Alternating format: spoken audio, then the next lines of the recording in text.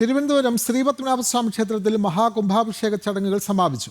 270 വർഷങ്ങൾക്ക് ശേഷമാണ് അപൂർവമായ മഹാകുംഭാഭിഷേകം നടന്നത്. താഴികക്കുടങ്ങളുടെ സമർപ്പണം, വിശ്വക്സേന വിഗ്രഹത്തിന്റെ പുനഃപ്രതിഷ്ഠ, തിരുവമ്പാടി ശ്രീകൃഷ്ണസ്വാമി ക്ഷേത്രത്തിൽ അഷ്ടബന്ധ കലശം എന്നീ ചടങ്ങുകളാണ് ഇതിന്റെ ഭാഗമായി പൂർത്തീകരിച്ചത്. ശാലിനി തയ്യാറാക്കിയ റിപ്പോർട്ട് കാണാം.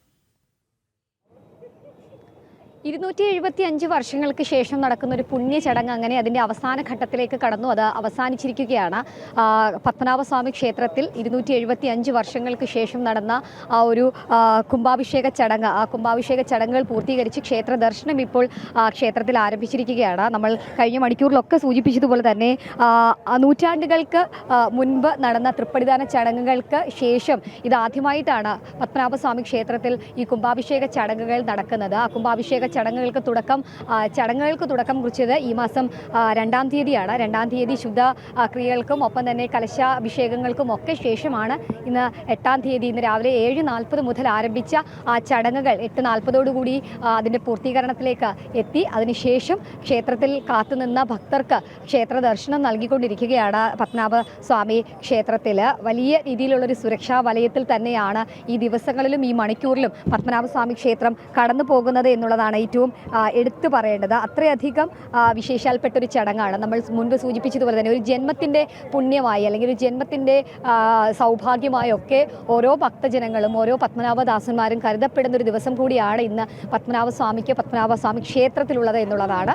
3 കുംഭങ്ങളാണ് പത്മനാഭസ്വാമി ക്ഷേത്രത്തിന് ഉള്ളിൽ ശ്രീകോവിലിൻ്റെ മേൽക്കൂരയിൽ ഇന്ന് വെച്ചിട്ടുള്ളത്. ആ 3 സ്വർണ്ണ കുംഭങ്ങളിലും ഞവര നെല്ലുകൾ നിറച്ചിട്ടുണ്ട്. ആ കുംഭത്തിന് മുകളിലാണ് പൂജാരിമാരും ഒപ്പം തന്നെ ക്ഷേത്രസ്ഥാനി മുഖ്യസ്ഥാനി അടക്കമുള്ളവർ ഇത്തരത്തിൽ കുംഭാഭിഷേകം നടത്തിയത്. ആ കുംഭാഭിഷേകത്തിന് മുൻപ് അഷ്ടബന്ധ കലശമടക്കമുള്ള ചടങ്ങുകൾ ക്ഷേത്രത്തിൽ നടന്നിരുന്നു. ശ്രീകൃഷ്ണസ്വാമി ക്ഷേത്രത്തിൽ തൊട്ടു പിന്നാലെ തന്നെ പത്മനാഭസ്വാമിയുടെ പ്രധാനപ്പെട്ട ശ്രീകോവിലിൽ അദ്ദേഹത്തിൻ്റെ കാൽപാദത്തിന് സമീപത്തുള്ള വിശ്വക്സേന പ്രതിഷ്ഠ, അത് നൂറ്റാണ്ടുകൾ പഴക്കമുള്ള വിഗ്രഹമാണ്. ആ വിഗ്രഹം പുനർനിർമ്മിച്ചുകൊണ്ട് അതിൻ്റെ കേടുപാടുകളൊക്കെ മാറ്റിക്കൊണ്ട് അത് പുതിയൊരു ശില്പിയെ വെച്ച് അത് പുനർനിർമ്മിച്ച് ആ ഒരു പുനഃപ്രതിഷ്ഠാ ചടങ്ങുകൾ കൂടി ഇതിൻ്റെ ഭാഗമായിട്ട് ക്ഷേത്രത്തിൽ നടന്നിരുന്നു. അതും പൂർത്തീകരിച്ചതിന് ശേഷമാണ് ക്ഷേത്ര ശ്രീകോവിലിന് മുകളിൽ തയ്യാറാക്കിയ സ്വർണ്ണ താഴികക്കുടങ്ങളിൽ കുംഭാഭിഷേകം നടക്കുകയും ചെയ്തത്. എന്തായാലും നൂറ്റാണ്ടുകൾ കാത്തിരുന്ന ഒരു ജന്മസായുജ്യമായി തന്നെയാണ് ഓരോ ഭക്തജനങ്ങളും ഇന്നത്തെ ഈ ദിവസത്തെ കാണുന്നത്, ഈ ഒരു ചടങ്ങിനെ കാണുന്നത്. ഞാൻ ആദ്യം